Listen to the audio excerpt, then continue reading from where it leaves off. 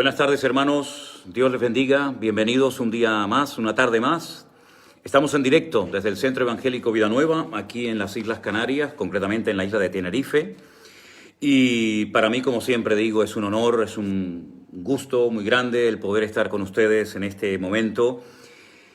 En este momento extraño, en este momento de confinamiento, pero que gracias al Señor hemos podido ver en el día de ayer y hace unos minutos algunos hermanos de la iglesia que han venido a visitarnos con sus hijos, porque el gobierno por fin ha dado la autorización para que por lo menos un ratito los niños puedan salir con sus padres a dar un paseo por la calle.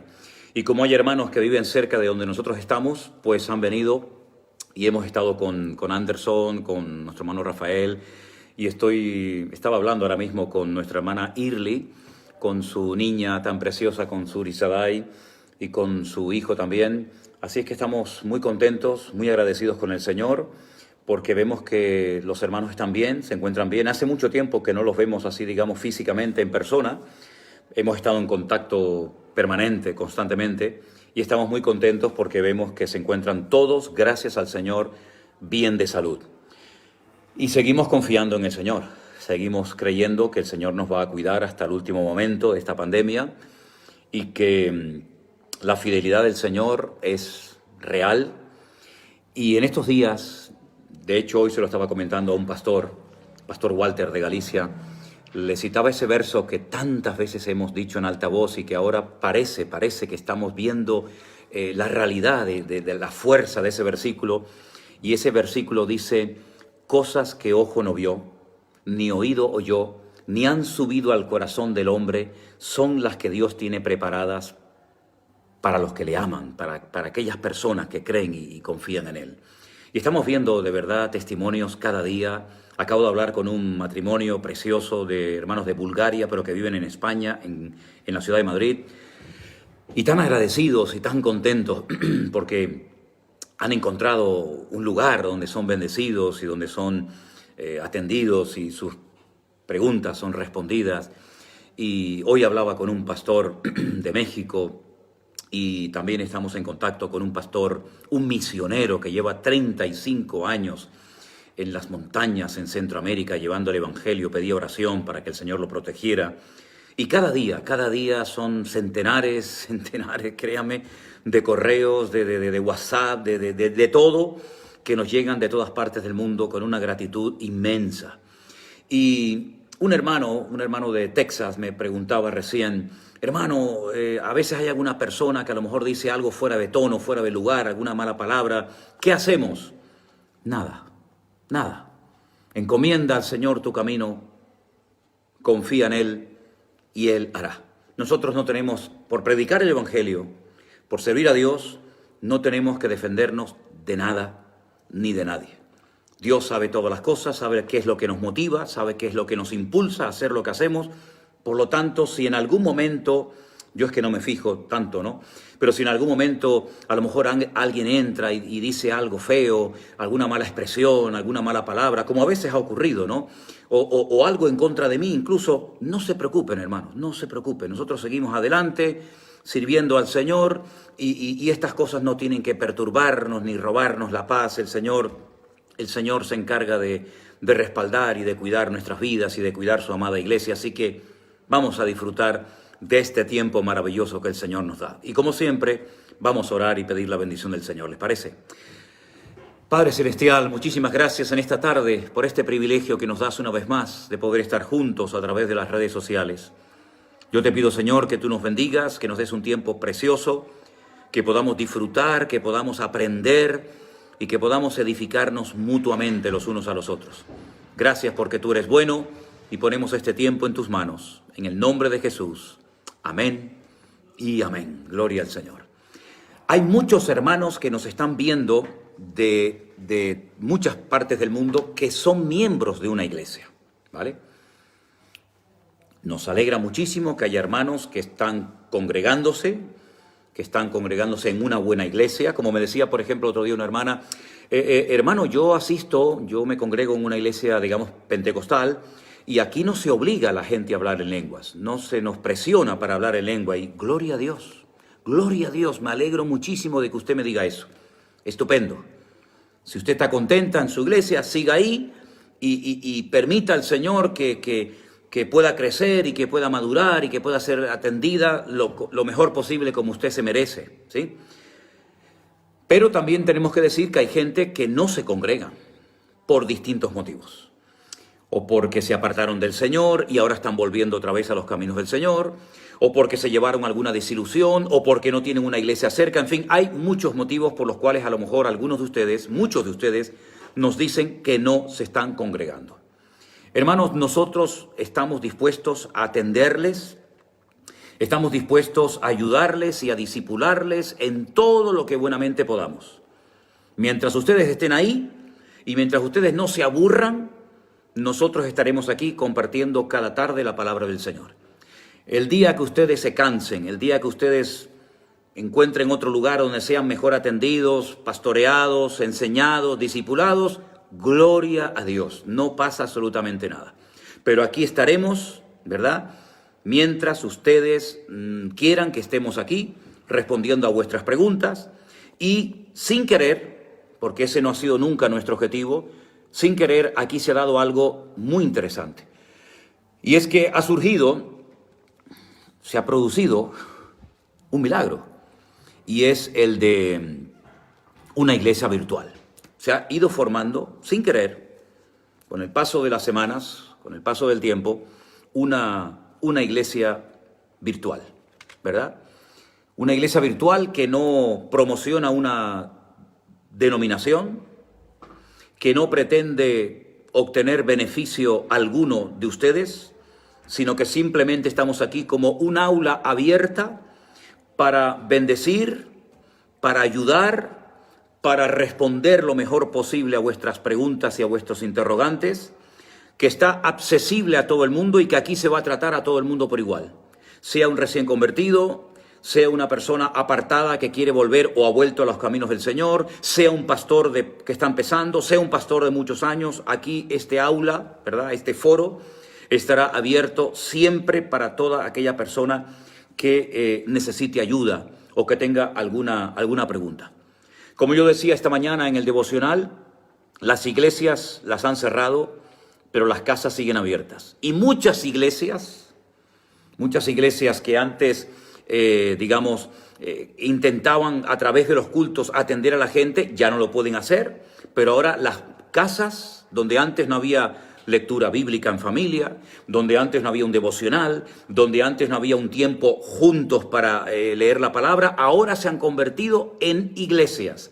Así que si esto el enemigo pensaba que le iba a producir un rédito a su favor, pues como siempre, permítanme la expresión, le ha vuelto a salir al enemigo el tiro por la culata, porque se han cerrado miles de iglesias, pero miles de casas se han convertido en iglesias y además la palabra está entrando y llegando a hogares más que nunca.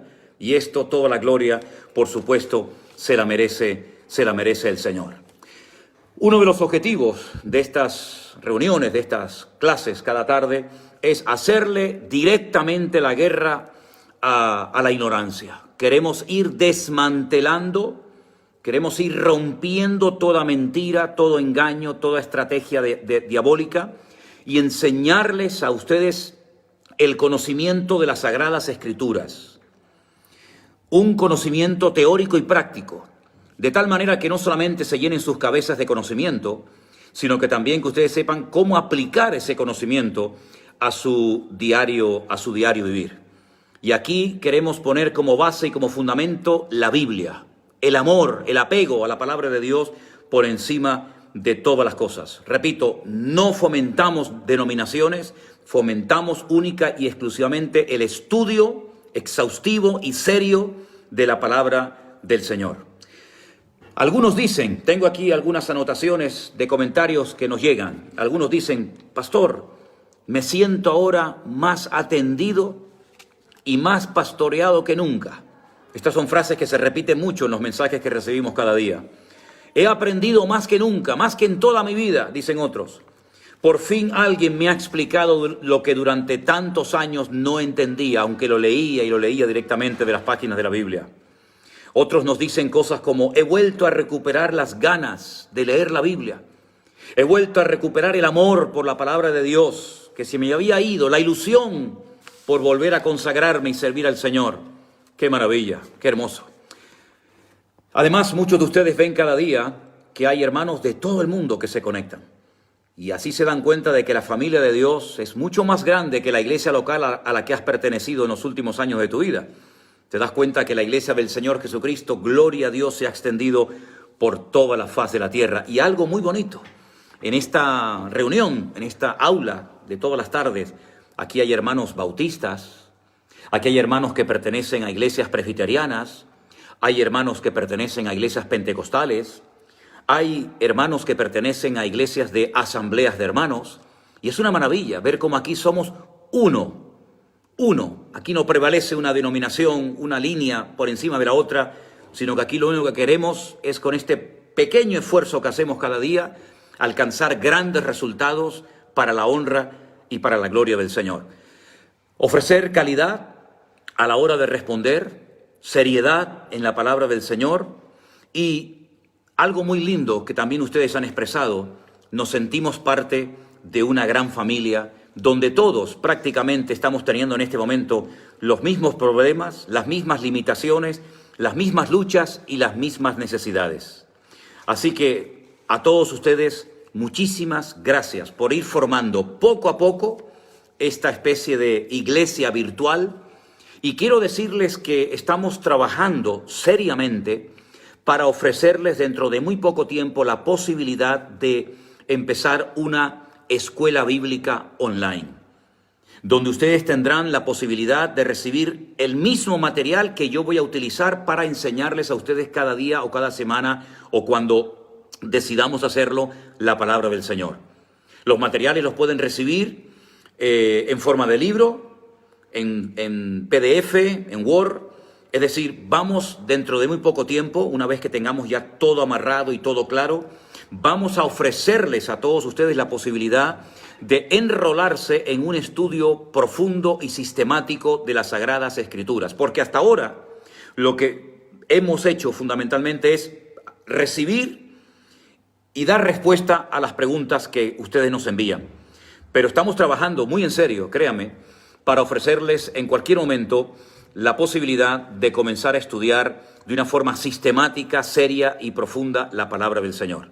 Tendremos que establecer, lógicamente, un horario, un día y ponernos de acuerdo. ¿Por qué? Porque en este momento nosotros tenemos una hora, los hermanos de Estados Unidos, depende del estado en el cual se conecten, tienen un horario diferente, en Latinoamérica tienen otros, por lo tanto tendremos que ponernos de acuerdo. Todas las clases se van a grabar para que en cualquier momento ustedes tengan acceso a esas clases y también los exámenes, las preguntas, todo el material que yo voy a estar transmitiendo lo vamos a ofrecer a todos ustedes para que por fin todo el mundo tenga la posibilidad de poder estudiar de una forma sistemática, profunda y seria la palabra de Dios. A veces hay gente que le hubiera gustado estudiar más la Biblia, pero no han podido hacerlo, porque estudiar muchas veces en ciertos y determinados foros, en ciertos y determinados lugares, seminarios, universidades, escuelas bíblicas, etcétera, es muy caro.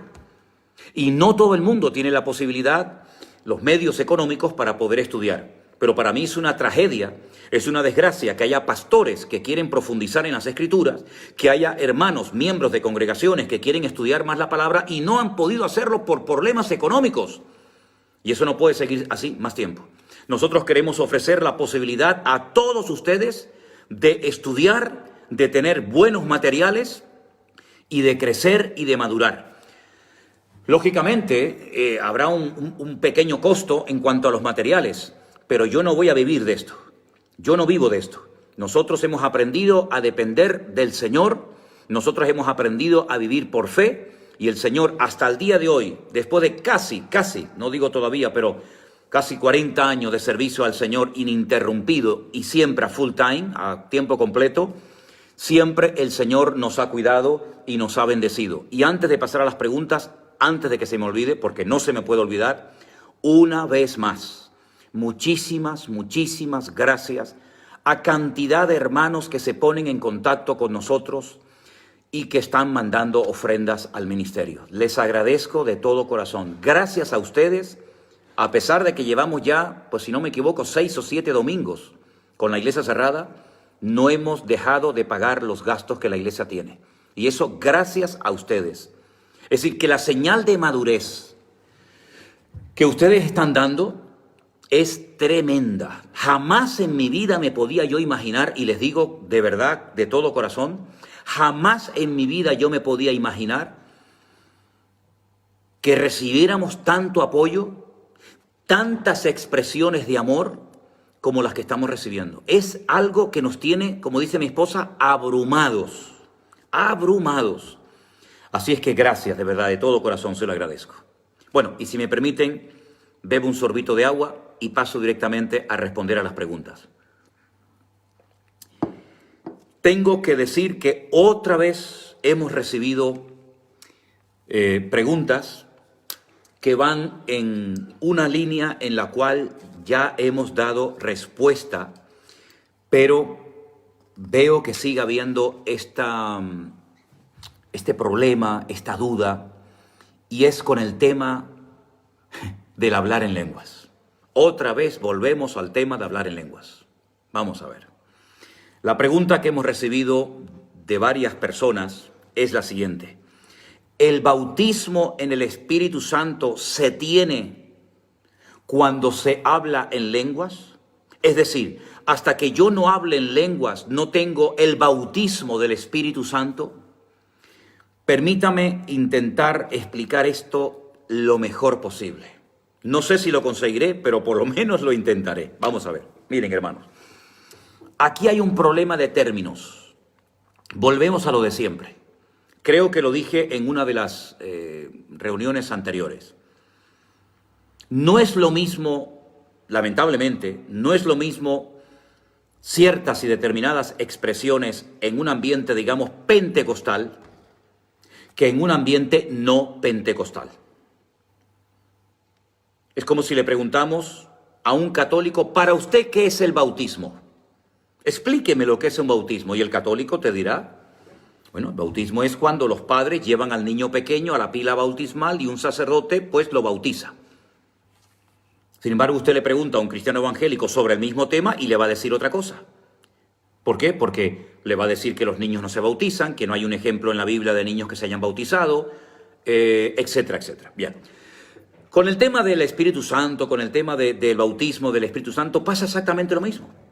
Para la mayoría, no digo para todos, porque aquí hay que hilar muy fino, porque hay algunos que están con la lupa y en cuanto cometas la más mínimo error, enseguida te llaman la atención.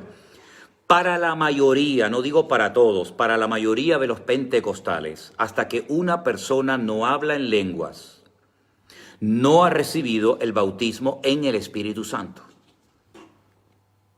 Sin embargo, para otros hermanos que no son, digamos, de un trasfondo pentecostal, todos los cristianos hemos sido bautizados. Pero la Biblia dice que todos hemos sido bautizados en un cuerpo. Pero la experiencia, porque también me habla mucho de eso, y me mandan versículos como en fotografía, porque quiero dejar bien claro de que yo no estoy en contra de hablar en lenguas. Yo no estoy en contra del hablar en lenguas. Yo no estoy en contra de nada bíblico. Por favor, ¿cómo puedo yo estar en contra de algo bíblico? Claro, el otro día decía un señor, es que claro, como usted está en contra del hablar en lenguas, como usted está en contra de este tema, pues por eso habla así. No. Yo le digo a ese señor y a todos ustedes que yo nací en una iglesia pentecostal, que yo fui el primer ministro ordenado de las Asambleas de Dios de las Islas Canarias, que yo sé lo que es todo ese tema.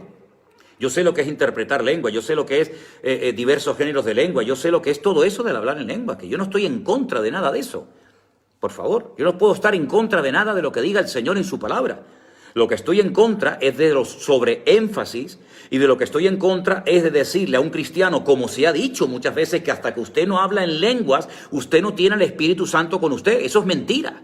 Eso es rotundamente falso.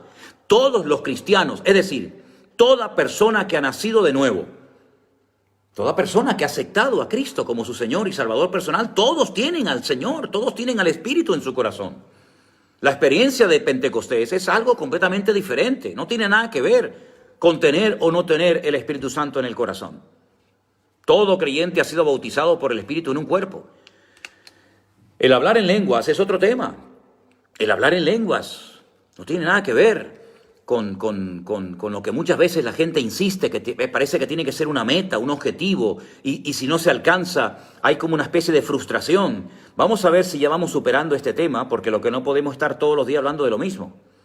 No es necesario hablar en lenguas para ser pastor de una iglesia. No es requisito indispensable hablar en lenguas para tener el Espíritu Santo en el corazón. Es que yo ya lo he dicho de todas las formas. Si quiere yo se lo puedo decir en inglés, se lo puedo decir en hebreo, pero ¿para qué? Si es que le voy a decir lo mismo. Entonces, espero que esto quede lo suficientemente claro. ¿De acuerdo? Ahora bien, vuelven otra vez a repetir algo que yo ya respondí. ¿Por qué no aparece la tribu de Dan en la lista de los 144,000 sellados en el libro del Apocalipsis? Y yo dije que la respuesta la busque usted en el Antiguo Testamento, que busquen en una concordancia todo lo que se enseña, todo lo que dice sobre la tribu de Dan, y usted se va a dar cuenta por qué la tribu de Dan no está en la lista de los 144,000 en el libro del Apocalipsis. Es decir, esto es muy fácil. Coja usted una concordancia y busque tribu de Dan, y usted se va a dar cuenta, y además le va a venir bien, leer todo lo que la Biblia dice de la tribu de Dan. Lo que dijo Jacob antes de morir, lo que pasó en el Antiguo Testamento, y usted se va a dar cuenta por qué la tribu de Dan no aparece. Pero yo no le voy a dar el trabajo hecho. Haga usted el trabajo. Usted está interesado en obtener esa respuesta, vaya a la Biblia y estúdiela. Vaya a la Biblia usted y estúdiela.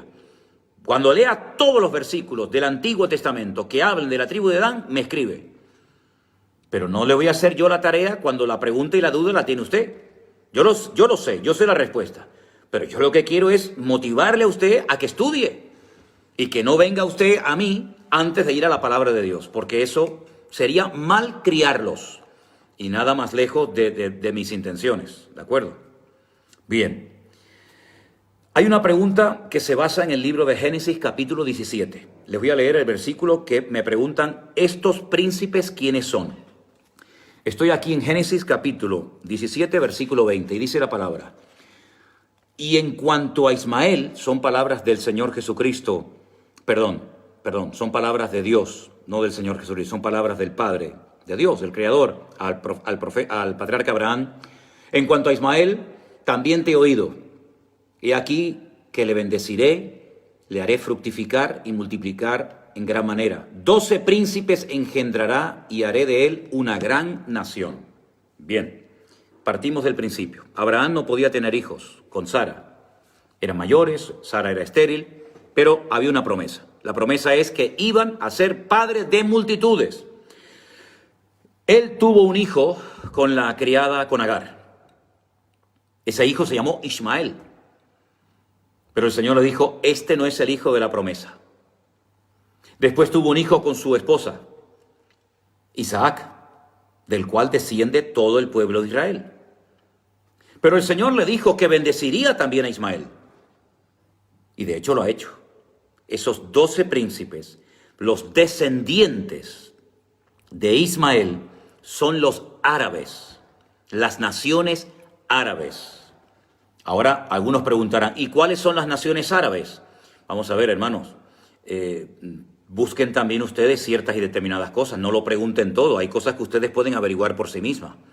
Alguna vez me dijeron, hermano, ¿los de Irán son árabes? Y le dije, no. ¿Cómo que no? Digo, no, tienen en común con las naciones árabes que tienen la misma religión, el Islam, y el mismo libro, el Corán. Pero los iraníes no son árabes, son persas. Ah, entonces los egipcios. No, tampoco. Los egipcios tienen, no todos, pero muchos tienen en común la religión islámica y tienen en común el Corán, pero los egipcios no son árabes. Estudie usted y analice cuáles son las naciones árabes. Y las naciones árabes son naciones muy, muy ricas, porque tiene que ver con la bendición del patriarca Abraham, porque son descendientes del amigo de Dios. Y entonces los 12 que salen, que están entroncados con Ismael, son los descendientes de Ismael, hijo de Abraham, que son los árabes, ¿vale? Esos son.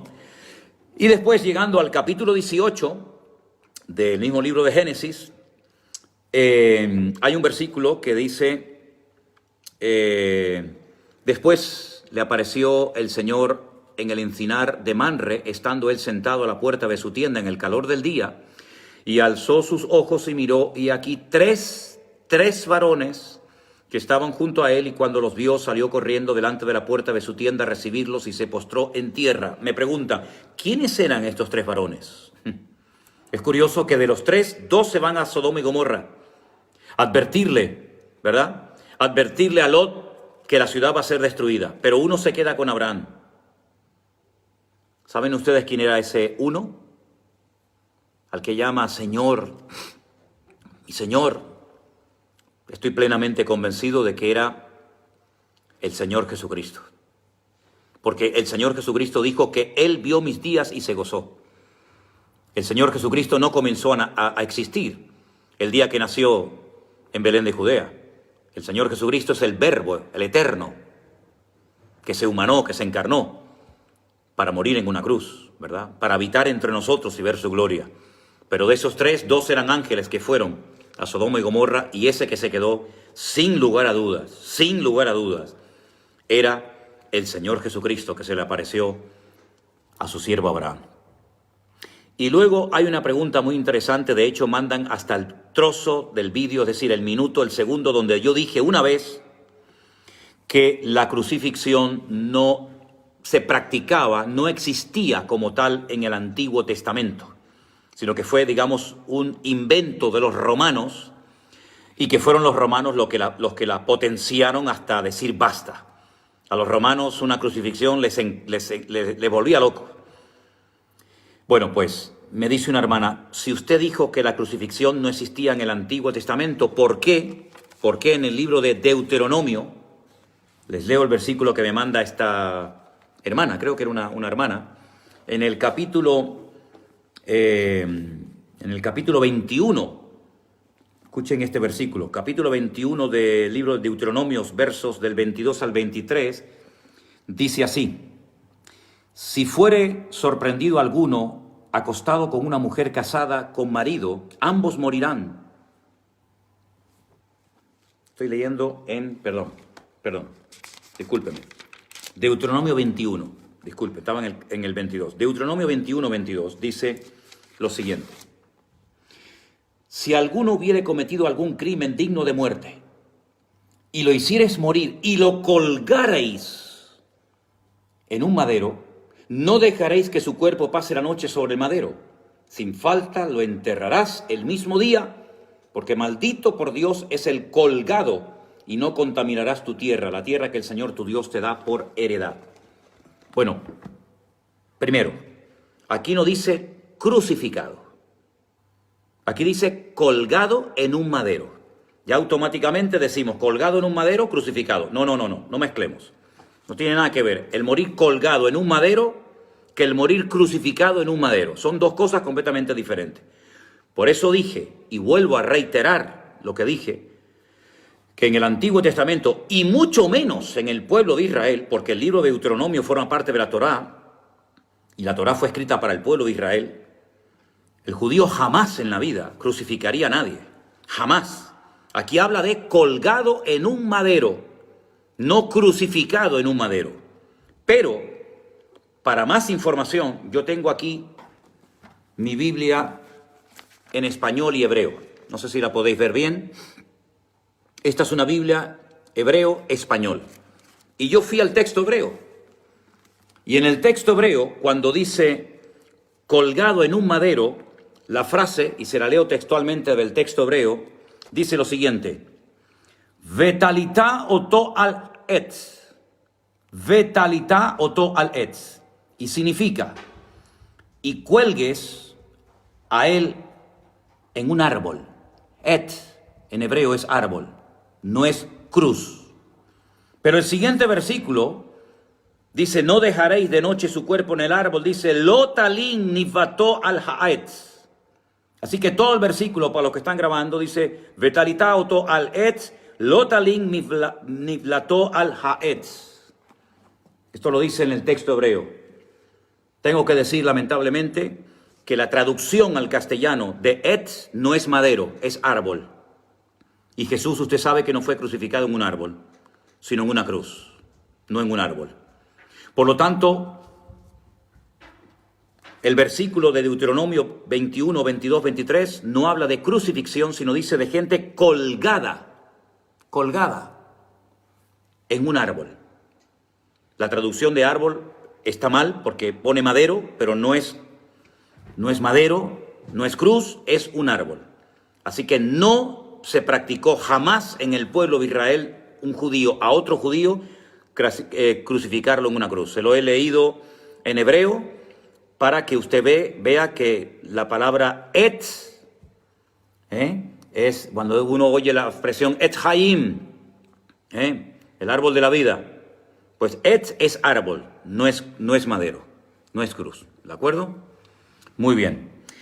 Sigo con más preguntas que ustedes me han hecho en estos días. Algunas personas preguntan, ¿a quién saluda Juan en segunda de Juan? Y después cuando se despide, saluda a una hermana. Bueno, hay diferentes opiniones en cuanto a este tema. En segunda de Juan, el anciano, el que se denomina el anciano es Juan, ¿vale? Pero cuando habla de la señora elegida, hay dos opiniones. Creen que puede ser una expresión que usa Juan para referirse a la iglesia en su conjunto, o a una dama, a una señora distinguida de una congregación a la cual Juan le escribía. Esas son las dos opiniones que hay. Y cuando se despide llamando la hermana, en el versículo 13, se cree que podían ser los hijos de una hermana fallecida de esa señora del versículo 1, que Juan evidentemente conocía. Esas son las dos explicaciones en la inmensa mayoría de los comentarios que se dan sobre la señora elegida del versículo 1 y esa hermana, esos hijos de esa hermana en el versículo 13 de la pequeña y preciosa carta del apóstol Juan. Luego me llegó ayer y antes de ayer una pregunta hecha por varias personas, pero curiosamente la misma pregunta hicieron ambas personas. Y es sobre la muerte de Saúl. Saúl fue el primer rey de Israel, Shaul, ¿verdad? De la tribu de Benjamín, hijo de Cis.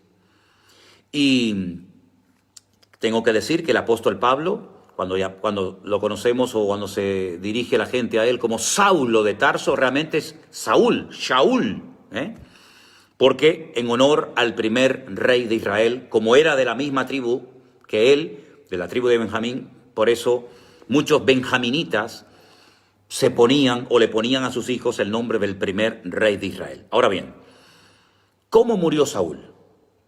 ¿Él se echó sobre su espada y se suicidó?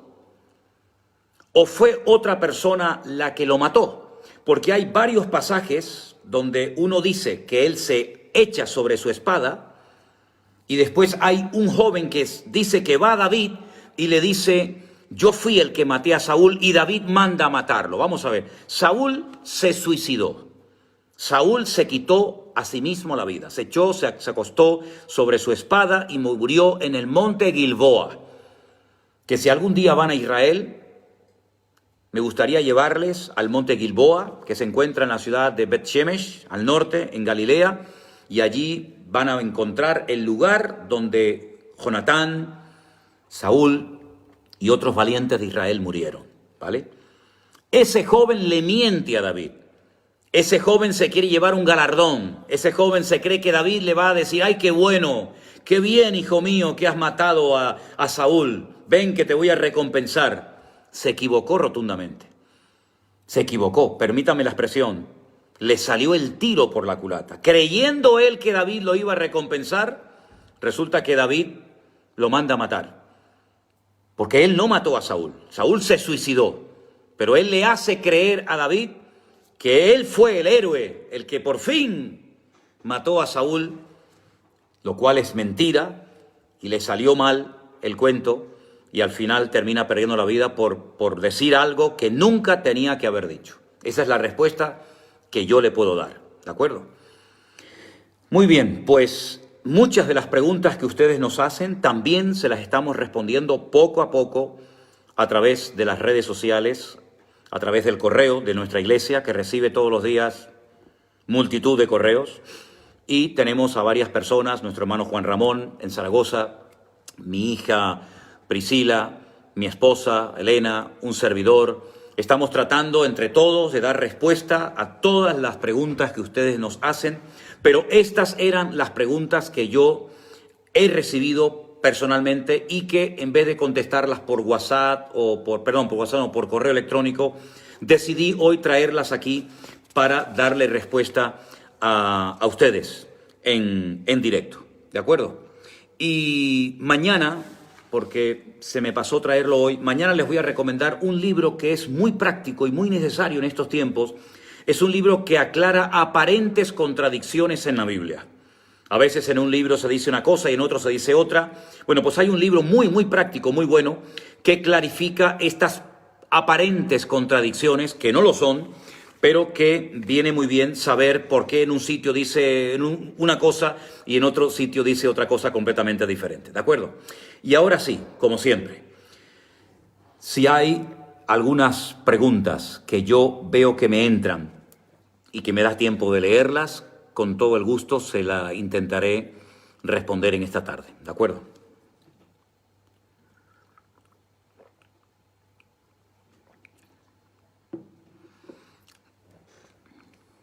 La salvación, me pregunto Francisco Orellana, hermanos, la salvación se pierde. ¿Cuál es su opinión, Francisco Orellana? Primero quiero saber cuál es su opinión y después yo le voy a responder. ¿Sí? ¿Quiénes son los espíritus que les predicó Cristo? Yo esa respuesta ya la di. No vamos a ser reiterativos. Ya esa respuesta la di. Me parece que fue en la reunión que tuvimos el viernes. Así que usted tendría que ir a la reunión que tuvimos el viernes por la tarde y ahí usted va a encontrar la respuesta a la pregunta que me acaba de hacer. ¿Cómo saber el ministerio que mi Señor me ha dado? Bueno, esa es una buena pregunta. No sigan preguntando porque déjeme que le responda primeramente a este hermano, a esta hermana, Josefina Lozada. ¿Cómo saber el ministerio que Dios me ha dado? Mire, hermana, vamos a ver. Es muy importante cuando estamos en una iglesia local, sujetos a una iglesia local, ¿verdad? Que la gente respalde y reconozca lo que yo creo que Dios me ha dado. Es decir, el levantarse a uno mismo, cosa que es muy habitual en mucha gente que no tienen madurez ninguna, son estos típicos que se enfadan con un pastor, se van, alquilan un local, ponen fuera un cartel, el nombre que quieran, iglesia Dios es amor, iglesia la vida es maravillosa, iglesia la vida verdadera, iglesia cielo abierto, cielo cerrado, en fin, el nombre que quieran, ¿eh? Y automáticamente ya se autoproclaman pastor. Eso es muy peligroso y totalmente antibíblico. Eso es un disparate. Eso es un disparate y lamentablemente, sobre todo, perdonen, pero es que es el mundo del cual yo conozco y procedo, sobre todo en el mundo pentecostal, eso está al orden del día. ¿Eh? Bueno, pues, si usted dice que tiene un ministerio, los primeros que se van a dar cuenta van a ser los hermanos que le pastorean y le conocen. Si usted tiene un don, un talento, una habilidad, no se preocupe usted que los primeros que le van a decir o a reconocer su ministerio, su don, su llamado, sin lugar a dudas van a ser las personas que le rodean. Si usted está en una iglesia sana, porque hay iglesias que son un tapón a la gente, en vez de ayudarles a crecer, los taponan. Pero si usted está en una iglesia sana, donde hay un pastor que lo que quiere es que se levanten ministerios, que se levanten personas con carga por servir al Señor, no le quepa a usted la menor duda de que le van a decir lo que usted cree que ha recibido. Y luego, sobre todo, con la práctica, con la confirmación, el movimiento se demuestra andando, decía mi padre. Por lo tanto, el ministerio es algo que hay que pulir, es algo que hay que trabajar. Y si usted dice un ministerio, pregúntele a su pastor qué opina de lo que usted dice que tiene. Porque yo no soy su pastor, yo no le conozco a usted absolutamente de nada, yo no sé si usted tiene ministerio o no. Entonces, mi consejo es pregúntele a su pastor, a su autoridad espiritual, a su cobertura espiritual, pregúntele acerca de si usted tiene o no tiene ministerio. Y usted va a recibir sin lugar a dudas, si es un verdadero hombre de Dios, Él le va a hablar y le va a instruir y le va a mostrar si usted tiene o no tiene ministerio. Porque a lo mejor puede ser que tenga ministerio, que tenga llamado, ¿verdad? Pero a lo mejor no es el tiempo. Y no hay nada peor que ir demasiado rápido. Entonces tiene que prepararse, tiene que, en fin, cumplir una serie de requisitos. Usted tiene que esperar el tiempo de Dios. Me preguntan si soy bautista. No, yo soy cristiano. Soy cristiano evangélico. ¿Sí? Soy cristiano evangélico. No me gustan los títulos. No me gustan las etiquetas. Yo soy cristiano evangélico. Creo en todo lo que dice la Biblia. No sé si eso es bautista, pentecostal, metodista, anglicano. Creo en todo lo que dice la Biblia. Hay que leer la Biblia y saber discernir y ser humildes, por supuesto. Es el ministerio de la danza bíblico. No existe el ministerio de la danza. No sé a quién lo preguntó para dirigirme a esa persona. María José Flores. Creo que ya me había preguntado esta pregunta ya una vez. Los ministerios, escuchen bien, no sigan preguntando porque entonces se van a perder la explicación. Los ministerios, tomen nota, están en Efesios capítulo 4. El fruto del Espíritu en Gálatas capítulo 5. Y los dones, los carismas del Espíritu en Romanos capítulo 12 y en Primera de Corintios capítulo 12. Repito para los que no han prestado atención y siguen escribiendo. Los ministerios, Efesios capítulo 4. El fruto del Espíritu, Gálatas capítulo 5, versículos 22 y 23. Los dones del Espíritu, Primera de Corintios capítulo 12, Romanos capítulo 12. No hay ministerio como tal de danza en la Biblia. El danzar es una cosa, pero el ministerio de la danza, ¿dónde está? Díganme en la Biblia una persona que tenía el ministerio de la danza. No está ese ministerio. Eso es algo que se puede hacer. Yo no digo que no se pueda hacer una danza, una coreografía. Cuidado dentro de unos límites, porque también he visto coreografías que mejor que no hubieran hecho nada. Porque a veces confundimos danzar con bailar. Parece lo mismo, pero no es lo mismo. Danzar no es lo mismo que bailar. No son sinónimos, por lo menos en la terminología bíblica. Una vez yo vi en una congregación, a unas chicas, decían que danzaban, pero bueno, eran unos movimientos un tanto extraños, y cuando pregunté, alguien me dijo, no, ellas están haciendo guerra espiritual. Si realmente estaban haciendo guerra espiritual, ¿por qué lo han dejado de hacer? ¿Es que ya no hay guerra espiritual que hacer? Vamos a ver, vamos a ser serios, ¿sí? Vamos a ser serios. Guerra espiritual danzando, eso no existe por ninguna parte. Ministerio de danza no existe por ninguna parte. Que usted tiene un grupito de muchachas, de muchachos en la iglesia que hacen alguna danza, que a lo mejor en la calle también he visto como actos evangelísticos hacer una coreografía, una danza para atraer a la gente, para después predicar la palabra. Sí, perfecto, no hay ningún problema en eso. Pero ministerio de danza no existe. No está en la Biblia. Ahora, si alguien me dice, no, hay un versículo, un pasaje de la Biblia en la iglesia primitiva de hermanas o de hermanos que tenían el ministerio de la danza. Perfecto, lo acepto. A ver, Hechos 17:24. A ver, he visto varias veces la pregunta, a ver qué dice Hechos 17:24, a ver qué es lo que nos dice la palabra. Permítame, deme un segundo. Hechos 17:24.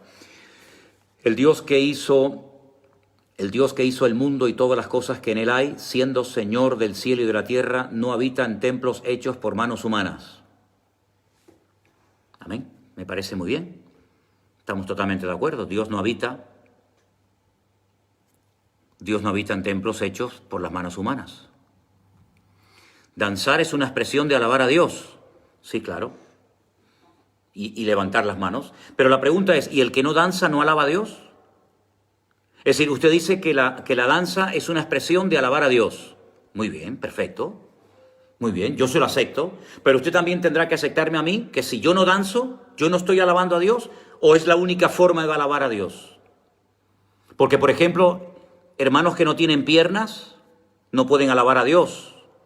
Claro que pueden alabar a Dios, es que hay miles de formas de alabar a Dios. ¿Y saben lo que yo les pediría a todos ustedes en esta tarde? Que poco a poco vayan leyendo el libro de los Salmos y vayan haciendo una lista en una libreta, una tarea, de todas las formas que hay de alabar a Dios. Y hay muchísimas formas de alabar a Dios. No solamente la danza, que no digo que no se pueda hacer, pero hay muchas formas de alabar a Dios. Hay gente que dice, es que hay que levantar las manos, y el que no las levanta, no alaba a Dios. Es que hay que batir las palmas, sí, amén, yo estoy de acuerdo, no hay problema. Pero ¿y el que no las quiere o no las puede tocar? Hermanos, no empecemos a poner como norma que todo el mundo tiene que alabar y expresar su alabanza, su gratitud al Señor como yo. Y si no lo hacen como yo, o como me han enseñado, o como lo hacemos en nuestra congregación, no están en la onda del Espíritu. No, Señor, eso es un disparate. Hay que respetar las miles y miles de formas diferentes de alabar al Señor.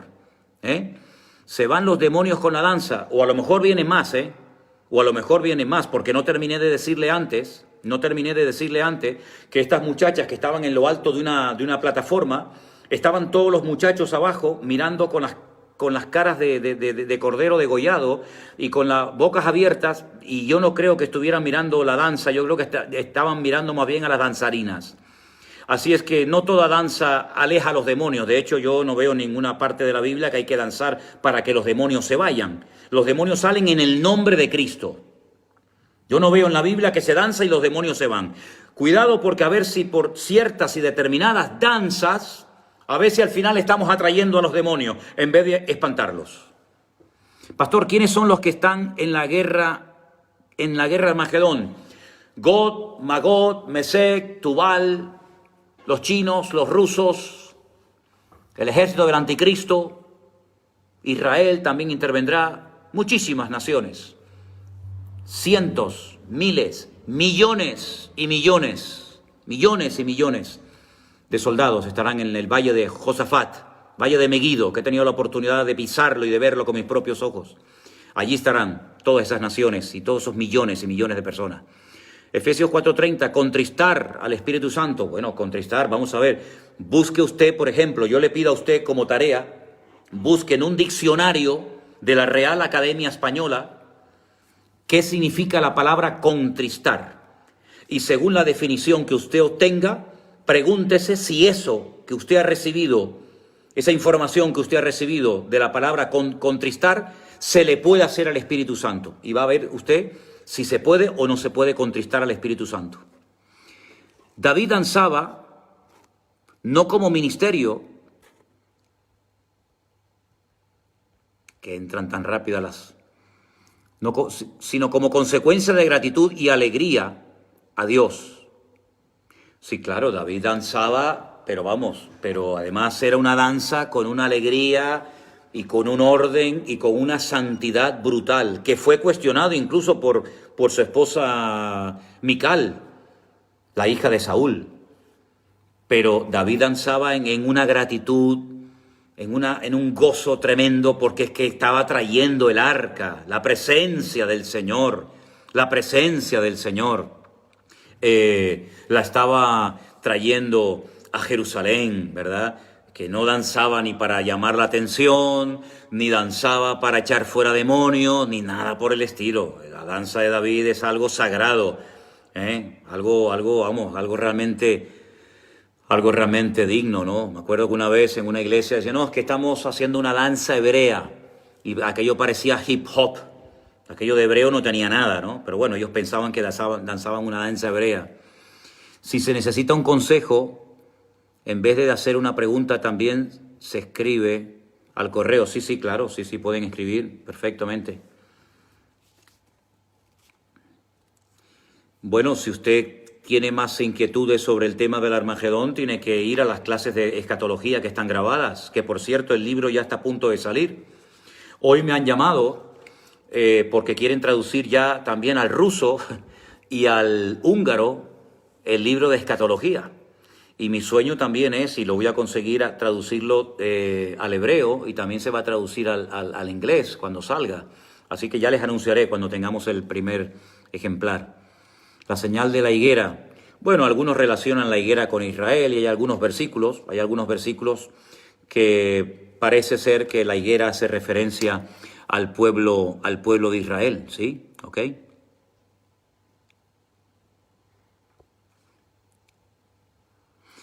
Muy bien, me gocé con la danza de David y yo, y yo también. Muy bien. Bueno, hermanos, si no hay más preguntas, el uso del cuerno, no, el cuerno no. El cuerno es una cosa y el shofar es otra. El shofar es un instrumento musical como cualquier otro. Es un instrumento de viento muy antiguo. Yo tengo varios en mi casa.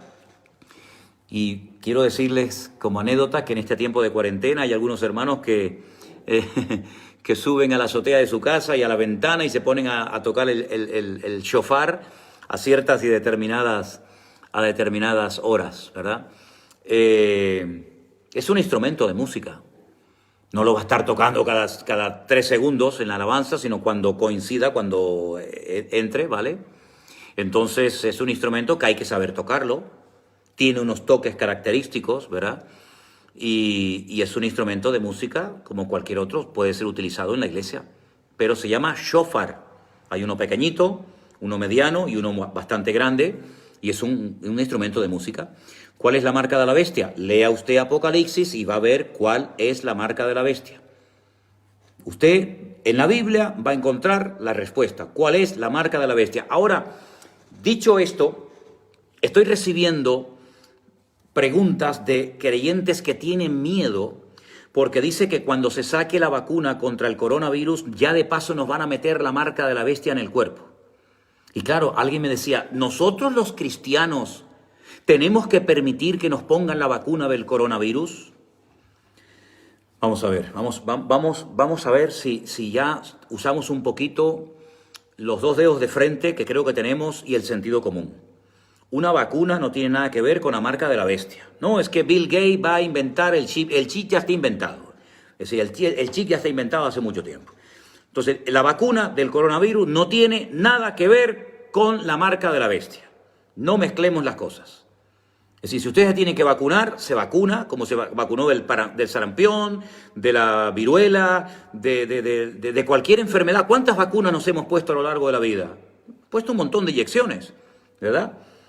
Por lo tanto, no tenga miedo de que usted se va a quedar marcado con la marca de la bestia cuando inventen la vacuna contra el coronavirus. Porque le voy a decir una cosa, mire hermano, para los que no lo sepan. La Biblia dice, Jeremías capítulo 33, que Dios enviará sanidad y medicina a su pueblo. Es decir, estamos orando y debemos de orar para que milagrosamente se produzca lo antes posible una vacuna que salve la vida de millones y millones y millones de seres humanos. Así que si hay algún hermano que tiene miedo a que le marquen con la bestia, con la vacuna, y no se le quiere vacunar, allá usted. Pero no diga nunca que no tuvo la oportunidad para evitar el morir de esa enfermedad que va a tener cura Dios mediante, ¿de acuerdo? Juan el Bautista dudó si Jesús era o no era el Mesías. Sí, claro. Sí, dudó. Es que era humano. Juan el Bautista no era Dios. Juan el Bautista fue el que dijo, este es el Cordero de Dios que quita el pecado del mundo. Pero luego cuando se vio solo, sin discípulos, sin la popularidad y sin la fama que llegó a tener, siendo el hombre más conocido de Israel y en la cárcel a punto de morir, empezó a darle vueltas a la cabeza y mandó a 2 de sus discípulos que dijo, pregúntenle si él es el que había de venir o no. Quiero estar seguro. Es decir, la Biblia no oculta la naturaleza humana y David cometió adulterio y Abraham mintió. y Jacob manipuló y Elías se desanimó, ¿verdad? Es decir, el que haya dudado no significa que haya sido un incrédulo, sino que él quería confirmar si su creencia era correcta o no. Entonces, no es algo negativo en la vida de Juan el Bautista, sino al contrario, la Biblia lo presenta tan humano. Y saben una cosa, a mí siempre me ha gustado conocer a pastores, conocer a ministros del Señor normales. Quiero decir que no solamente nos cuentan sus grandes éxitos y sus grandes batallitas, sino que los ves humanos, los ves gente normal, los ves que también te cuentan sus fracasos, sus batallas personales. Eso es muy bonito. Y yo me alegro mucho de que la Biblia no presente a un Juan el Bautista que es como una especie de semidios, como esos humanos que después se convertían en dioses en la mitología griega, sino un ser humano como tú y como yo. ¿O es que los cristianos no tienen derecho a dudar, a desanimarse, a entristecerse? Por supuesto que sí. Pero no le achaquemos a Juan el Bautista de que dudó porque murió dando su vida por el Señor. Era tan humano como tú y como yo, pero murió dando su vida por el Señor. Y eso es lo importante. No exaltemos la debilidad de Juan el Bautista, sino démosle gloria al Señor porque murió como un mártir, por decir y predicar la verdad. Actualmente se puede aplicar el ministerio quíntuple. Bueno, si usted se refiere a que si una persona puede tener los 5 ministerios en sí mismo, bueno, si una persona, el Señor lo ha dotado con un poco de los 5 ministerios, pues gloria a Dios, que el Señor lo bendiga. Habrá que orar mucho por él, para que el Señor lo ayude y para que el Señor le dé sabiduría para saber cuándo tiene que moverse en todos los ministerios tan amplios que el Señor le ha permitido tener. Gloria a Dios. Qué bonito, ¿no? El poder hacer muchas cosas en el ministerio y no quedarnos solamente estancados, cuidado, con todo respeto digo, en una sola área, sino poder tener ministerio amplio. Hay hermanos que tienen un ministerio concreto y específico, a los cuales admiramos, pero también hay que decir que hay hermanos que tienen un ministerio más amplio que simplemente el de pastor o el de maestro o el de evangelista. Son ministerios, digamos, con una capacidad superior o más amplia que otros, pero todos son necesarios y respetados en el cuerpo de Cristo. Si yo puedo tener un shofar, sí, usted, ¿sofá o shofar? Ah, shofar. Sofá puede tener y shofar también puede tener.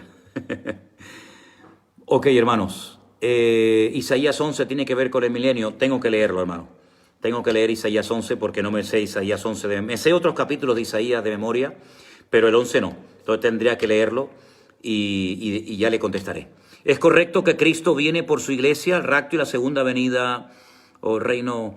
Bueno, el rapto es una cosa y cuando Él viene con su iglesia es otra cosa. Necesitamos más Nazaret y menos Jerusalén. Es cuestión de sencillez y humildad. Yo sirvo en mi iglesia local y me contagié de coronavirus.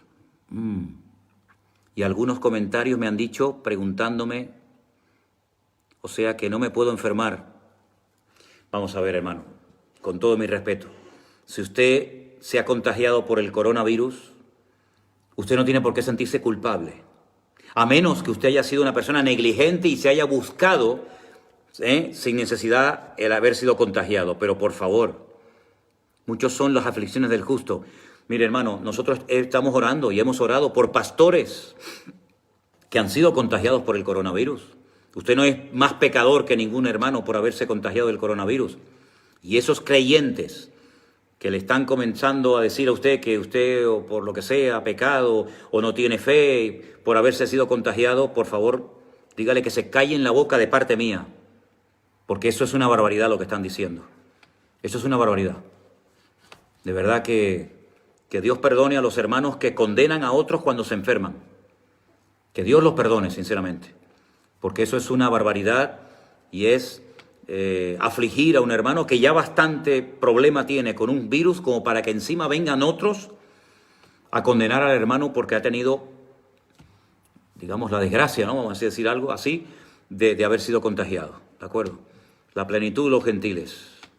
La plenitud de los gentiles es cuando se llega ya al límite de los gentiles que tienen que entrar al reino. Llegará un momento que llegará el límite. Bueno, hermanos, podríamos estar aquí, como ustedes pueden comprobar, horas y horas y horas y horas. Pero por favor, no condenemos a nadie, porque ya con lo que el diablo hace es más que suficiente como para encima ponernos al servicio del diablo y condenar a una familia, condenar a un hermano, condenar a alguien que ha tenido la desgracia de estar enfermo. Lo que tenemos que hacer es orar por los enfermos, hombre, y no condenarlos. O es que un hermano no se puede enfermar de coronavirus, no puede tener un hermano un cáncer, no puede morir un pastor de un infarto, no puede tener un hermano cualquier tropiezo, cualquier caída, pero por favor, si gracias a una enfermedad el apóstol Pablo llegó a Galacia y les pudo predicar el evangelio a miles de personas que vivían allí, y Epafrodito no estuvo a punto de morir por una enfermedad, por favor, hermano, y no tenía problemas estomacales el joven pastor Timoteo, que era un pedazo de hombre de Dios. Entonces no estemos diciendo tonterías, ni estemos condenando a la gente. Tengamos misericordia y dejemos de ser fanáticos religiosos, que lo único que hacen es daño a los hermanos y al cuerpo de Cristo. Que Dios los perdone, de verdad. Hermanos, que Dios les bendiga. Mañana volveré a estar con ustedes. Intentaré hacer ahora un listado de las preguntas que he dejado sin contestar y de otras que nos entrarán por los correos. Que Dios les bendiga. Y mañana volveremos a estar otra vez en el devocional por la mañana y también en la tarde a las 6. Que Dios les bendiga y les guarde. Padre Celestial, gracias por este tiempo hermoso que me has permitido tener con mis hermanos. Te ruego en el nombre de Jesús que bendigas a todos los que han participado, a todos los que han estado en directo y todos los que posteriormente verán este programa, este encuentro que hemos tenido. Señor, bendícenos y guárdanos. Oramos por ese hermano, por esa persona que tiene el virus y por todos los que han sido contagiados. Bendícelos, Señor, fortalécelos y que pronto ellos den testimonio de que tú has estado con ellos en su enfermedad. Gracias porque tú nos cuidas y aunque andemos por valles de sombra y de muerte, no temeremos mal alguno, porque tu vara y tu cayado me infundirán aliento. Toda la gloria para ti, Señor, en el nombre de Jesús. Dios los bendiga, mis queridos hermanos. Les mando un fuerte abrazo y gracias por todos esos deditos, todos esos corazones que entran ahí de una forma tremenda que a mí me dejan sorprendido. Dios les bendiga. Mañana nos vemos si Dios quiere. Bendiciones.